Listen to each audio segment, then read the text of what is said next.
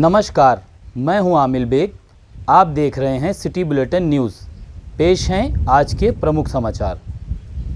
बीती रात श्री कृष्ण की मूर्ति विसर्जन करने आए अज्ञात युवकों ने मूर्ति विसर्जन की ड्यूटी पर लगे 2 गोताखोरों के साथ जमकर मारपीट की, जिसमें 2 गोताखोर गंभीर रूप से घायल हो गए थे, जिनका इलाज अभी भी जिला अस्पताल में चल रहा है।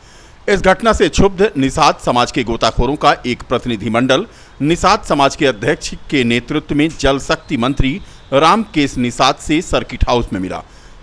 इसके साथ साथ घटना से संबंधित एक शिकायती पत्र नगर विधायक वेद प्रकाश गुप्ता को भी सौंपा। वेद प्रकाश गुप्ता ने आश्वासन दिया है कि हमला करने वालों के ऊपर जल्द से जल्द कठोर कार्रवाई कराई जाएगी। गोताखोर भगवान दीन निषाद ने बताया कि बीती शाम कुछ लोग मूर्ति विसर्जन में शराब पीकर आए थे और मूर्ति को लेकर के गहरे पानी में जाने लगे।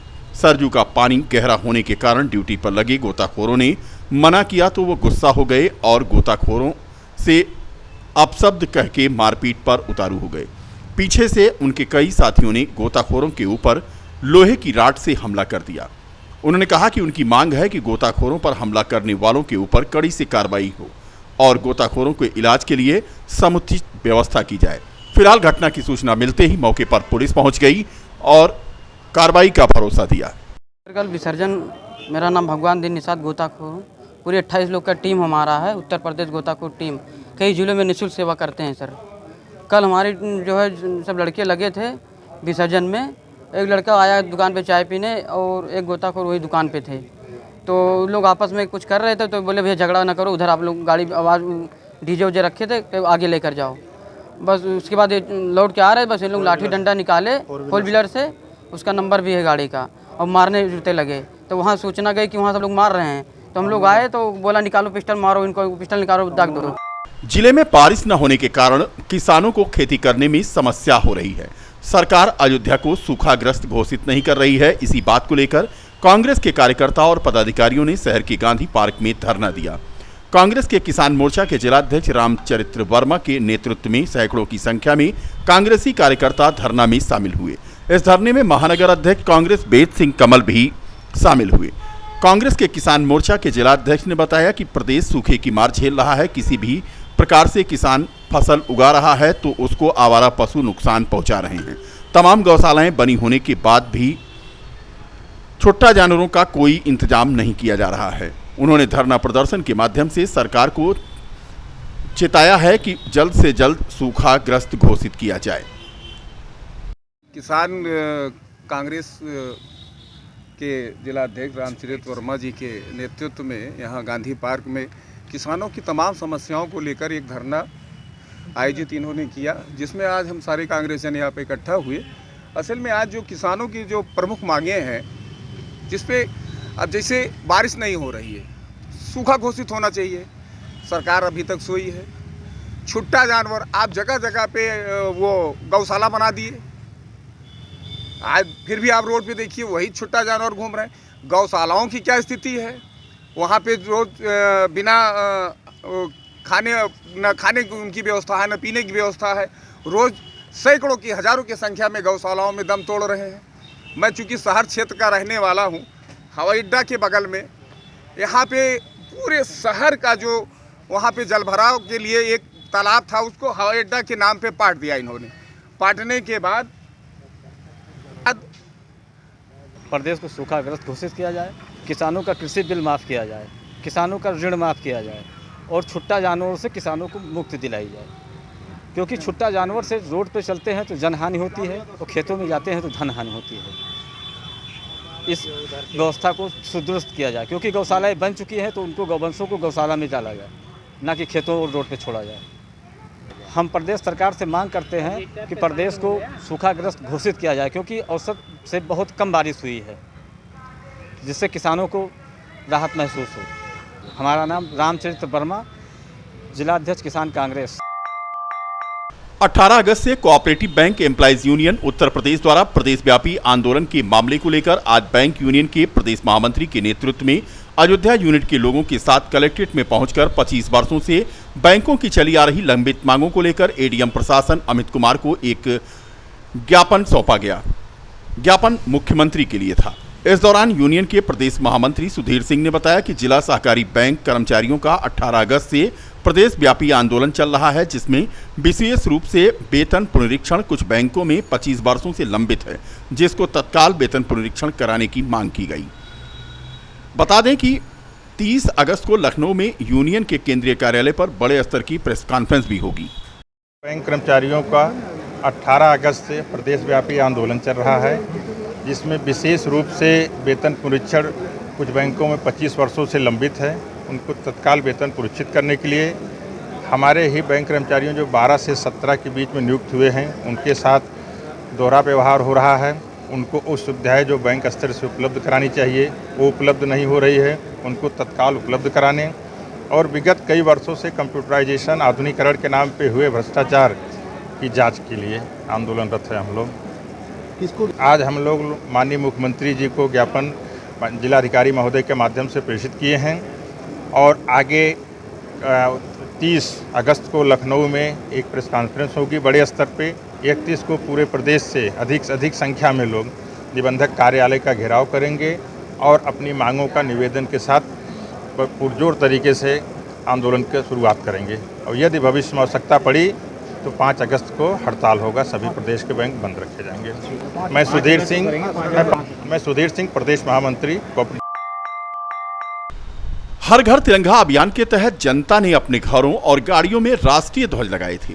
आजादी के अमृत महोत्सव के बीच जाने के बाद भी कई गाड़ियों में अभी भी राष्ट्रीय ध्वज लगे हुए थे, जिसको देखते हुए सीओसीटी शैलेंद्र सिंह ने रूटीन चेकिंग के दौरान अपने हमराहियों के साथ मिलकर सभी 2 पहिया 4 पहिया वाहनों से राष्ट्रीय ध्वज को सम्मान पूर्वक उतरवाया।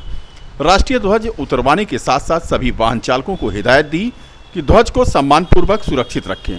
सीओसीटी शैलेंद्र सिंह ने बताया कि रूटीन चेकिंग के दौरान गाड़ियों पर लगे राष्ट्रीय ध्वज को उतरवाकर उसे उचित स्थान पर सुरक्षित रखने की जनता से अपील की गई है।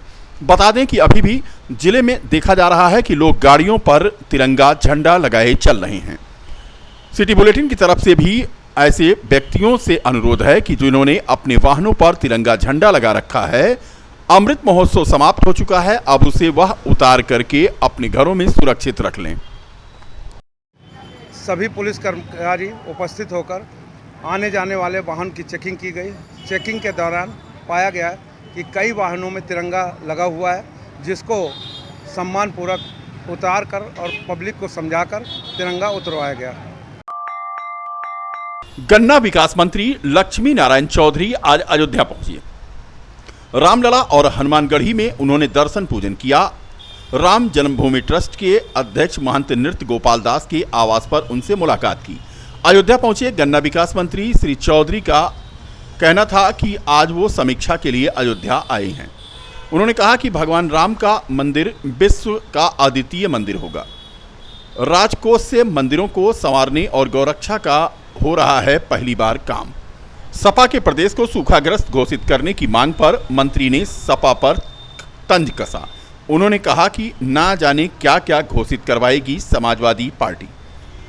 प्रदेश में बारिश कम होने पर उन्होंने कहा कि यह प्रकृति की चीज है, मुख्यमंत्री और हमारी कैबिनेट इस पर नजर बनाए हुए है।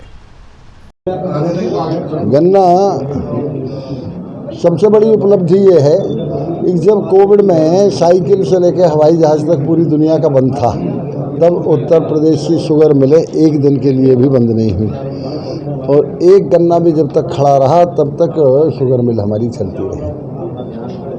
हमने जो पूर्ववर्ती सरकारें थी वो शुगर मिलें बेचा करती थी, हमने बंद शुगर मिलों को चलाया है।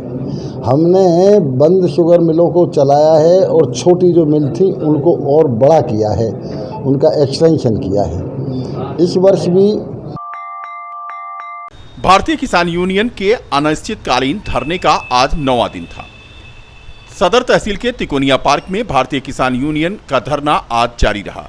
भारतीय किसान यूनियन के जिलाध्यक्ष सूर्यनाथ वर्मा का आरोप है कि अभी तक कोई अधिकारी उनकी सुध लेने नहीं आया। अपनी मांगों को दोहराते हुए उन्होंने कहा कि किसानों से संबंधित समस्या को लेकर यह धरना चलाया जा रहा है। अयोध्या जनपद को जल्द से जल्द सूखाग्रस्त घोषित किया जाए और बिजली कम से कम 20 घंटे दी जाए। उन्होंने यह भी कहा कि अगर उनकी समस्या का हल नहीं हुआ तो 5 सितंबर को तिकोनिया पार्क में महापंचायत बुलाई जाएगी।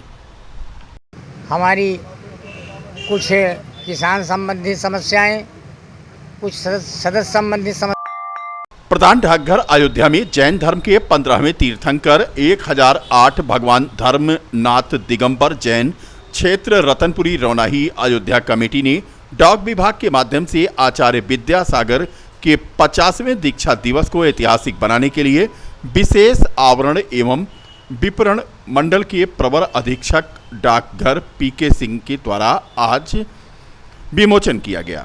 कार्यक्रम के मुख्य अतिथि लोकसभा सांसद लल्लू सिंह ने जगत गुरु संत शिरोमणि दिगंबराचार्य विद्यासागर का संस्कृत शासनाचार्य स्वर्ण महोत्सव वर्ष 2021-22 के उपलक्ष्य में विशेष आवरण विमोचन करते हुए कहा कि जैन धर्म के देश विदेश में प्रथम तीर्थंकर सहित 4 तीर्थंकर अयोध्या से भी मार्गदर्शन कर आशीर्वाद दे रहे हैं।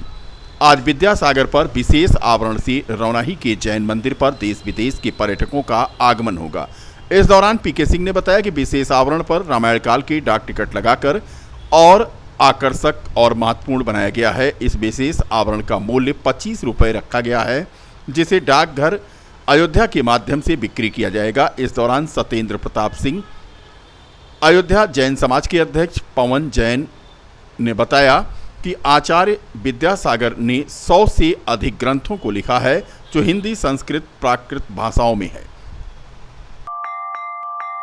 दर्शन नगर से अलावलपुर होते हुए कोणरी मार्ग पर आज एक तेज रफ्तार अनियंत्रित फॉर्च्यूनर कार सड़क पर पलटे खा करके खाई में जा गिरी। बता दें कि कोणरी की तरफ से ये दर्शन नगर की ओर कार आ रही थी। तेज मोड़ होने की वजह से अनियंत्रित होकर के ये पलट गई। घटना में किसी के हताहत होने की खबर नहीं है। शहर के सिविल लाइन क्षेत्र में स्थित गीतांजलि स्टूडियो में शुक्रवार को मोराकेन आयल का इवेंट समारोह मनाया गया। इस मौके पर गीतांजलि स्टूडियो परिसर में केक काटकर एक दूसरे को नए प्रोडक्ट लॉन्च की बधाई दी गई। इस संबंध में जानकारी देते हुए कंपनी के बिजनेस हेड अनन्य शर्मा ने बताया कि सन 2010 में भारत देश में यह प्रोडक्ट लॉन्च हो चुका था। मूल रूप से इजराइल द्वारा निर्मित प्रोडक्ट है और इसके साथ ही यह तेल एक लग्जरी ब्रांड है, जिसको लगाने से बाल से संबंधित सभी प्रकार की समस्याओं का समाधान हो जाता है। खास बात तो यह है कि यह ऑयल इतना ब्रांडेड है। ब्रांडेड सैलून और 5 स्टार होटलों में इस प्रकार के ब्रांडेड सेल उपलब्ध रहते हैं। इस ऑयल में 0% अल्कोहल है और यह पूरी तरह से केमिकल फ्री है, जो बालों को अल्ट्रा वायरल किरणों से बचाता है और कंपनी द्वारा निर्मित 55 तरह के प्रोडक्ट मार्केट में उचित मूल्य पर उपलब्ध हैं। इस मौके पर गीतांजलि स्टूडियो की मैनेजिंग डायरेक्टर, वरिष्ठ बाल रोग एवं शिशु रोग विशेषज्ञ doctor KN Kaushal, doctor Apoorva Kaushal, Niharika Kaushal, business head Ananya Sharma, hair stylist Mohammad Asif के अलावा अन्य लोग मौजूद थे। आज मोरक्कन ऑयल अयोध्या में भी पहुंच गए हैं।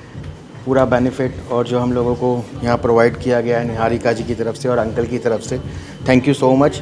मोरक्कन ऑयल बेसिकली आपका बेस्ड इन इजराइल, ये इजराइल का ब्रांड है जो आपका ट्रीटमेंट ऑयल के नाम से एक स्टार्ट हुआ था, मोरक्कन ऑयल के नाम से। देन आज हम लोगों के पास एक पूरी रेंज है ट्रीटमेंट ऑयल से लेके फिनिशिंग तक, जिसके अंदर आपके शैम्पू, कंडीशनर, स्टाइलिंग रेंज सब कुछ अवेलेबल है। मेन हेड ऑफिस हमारा बॉम्बे का है। देन इंडिया के जितने भी बड़े आपको अच्छे सैलून्स दिखेंगे उसके अंदर आपको मोरक्कन ऑयल दिखेगा। मोरक्कन ऑयल काफ़ी प्रीमियम प्रोडक्ट है। इसकी लॉन्चिंग आज हमारे यहाँ गीतांजलि स्टूडियो अयोध्या में हुई है। जो मोरक्कन ऑयल के बिज़नेस हेड आए हैं उन्होंने हमारे स्टाफ को ट्रेन किया है और हमने कुछ क्लाइंट्स को के ऊपर मोरक्कन ऑयल के स्पा और बाकी प्रोडक्ट्स लगा के देखे, तो उनको इंस्टेंट रिजल्ट आया और आगे के चल जाके इसका जो रिचुअल है उनके लिए सजेस्ट किया गया है उनको।